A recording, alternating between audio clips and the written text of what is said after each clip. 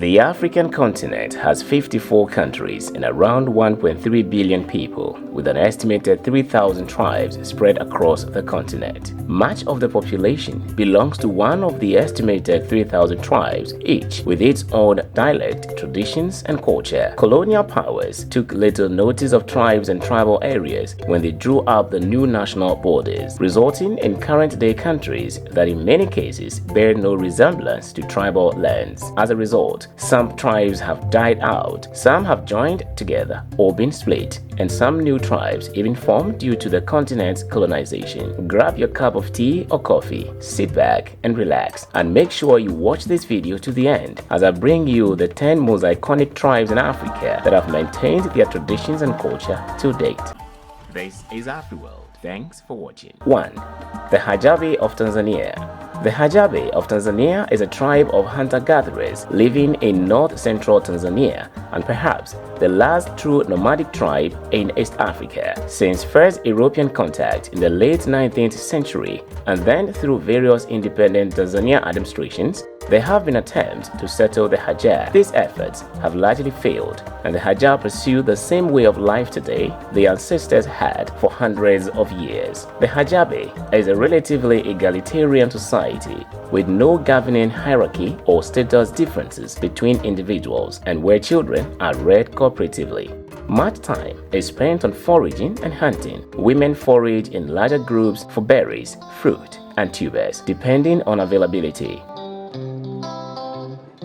Hadza men usually forage individually, feeding themselves and bringing home fruit or honey when they can. They also hunt game using a bow and poison arrow, lying in wait overnight for their game. 2. The Hamer of Ethiopia. The Omo Valley in southwest Ethiopia is a fertile region that's home to the Hamer. They are a pastoral tribe with a culture that places a high value on cattle. During the dry season, families move to live with their herds in grazing areas and survive primarily on milk and blood from the cattle. They are easily recognized for their body adornment with multitudes of colorful beads, necklaces, and bracelets, and for their distinctive hairstyles, curling their hair with mixture of ochre and butter. Controversial practices include ritual flogging of women by their husbands to prove devotion, and initiation rite of bull jumping performed by boys to allow them to marry. 3.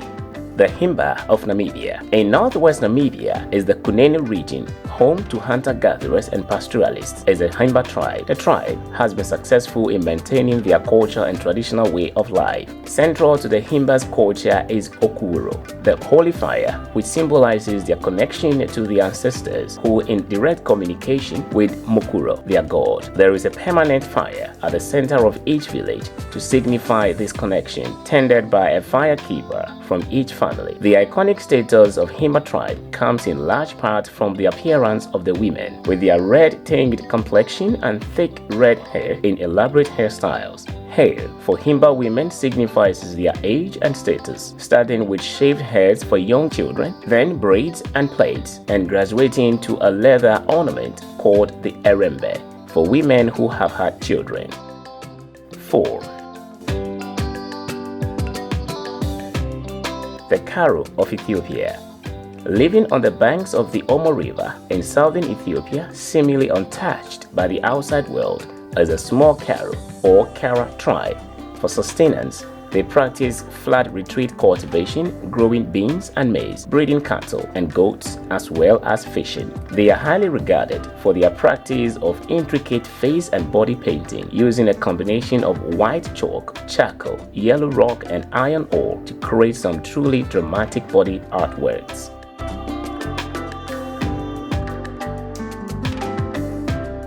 The tribe also practices ritual sacrification, cutting themselves with a knife or a razor, then rubbing ash into the cut to produce a raised effect over time. 5.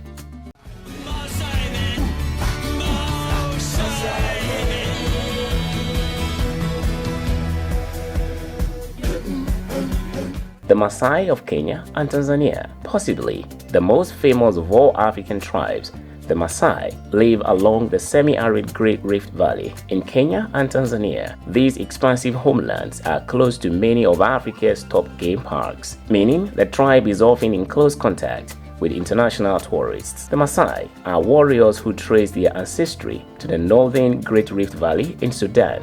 Today, the tribe are semi-nomadic and herd cattle, which they believe were a gift from the sky god Ngai, who lowered them to earth on a leather thong. Cattle are sacred and used as both a measure of wealth and a source of sustenance, with the Maasai diet fortified by drinking a mix of cow milk and blood. In case you haven't subscribed yet, remember to do so and click on this small button as well. 6. The San Bushmen of Kenya. The San people are one of the world's oldest tribes and traditionally hunter-gatherers known as the first people of South Africa. Today, their descendants are a population of around 100,000 across Botswana, Namibia, Angola, Zambia, Zimbabwe, Lesotho, and South Africa. The San's tracking skills are renowned, and they have the skills to hunt and survive in the seemingly barren lands of southern Africa's deserts. They are easily recognized by the unique clicking sound they make when speaking.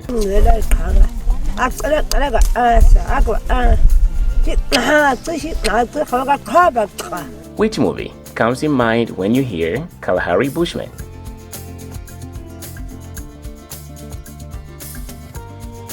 Yes, the ghost must be crazy. 7. The Samburu of Kenya. The Samburu tribe from north and central Kenya are pastoralists from the Great Plains of the Samburu region. They primarily herd cattle, but also keep livestock such as goat, sheep, and camels. They are closely related to their southern neighbors, the Maasai, sharing the common Ma language, but are semi-nomadic, wandering in remote, arid areas for pastures. Like many East African pastoral tribes, they have a diet that includes cow milk and blood. The Samburu are renowned for their unique social structure and colorful clothing. Indeed, the word Samburu means butterfly, which refers to their many colorful adornments. Men wear black or pink robes in the style of a Scottish kilt, along with headdresses, anklets, bracelets, and necklaces. Women have their heads shaved and wear 2 blue or purple clothes, one around the waist and one around their chest, adorning their bodies further with ochre, similar to the Himba of Namibia. Their social structure is known as gerontocracy, a system where the leaders are the eldest members of society. They make all the decisions and have the final say in all matters.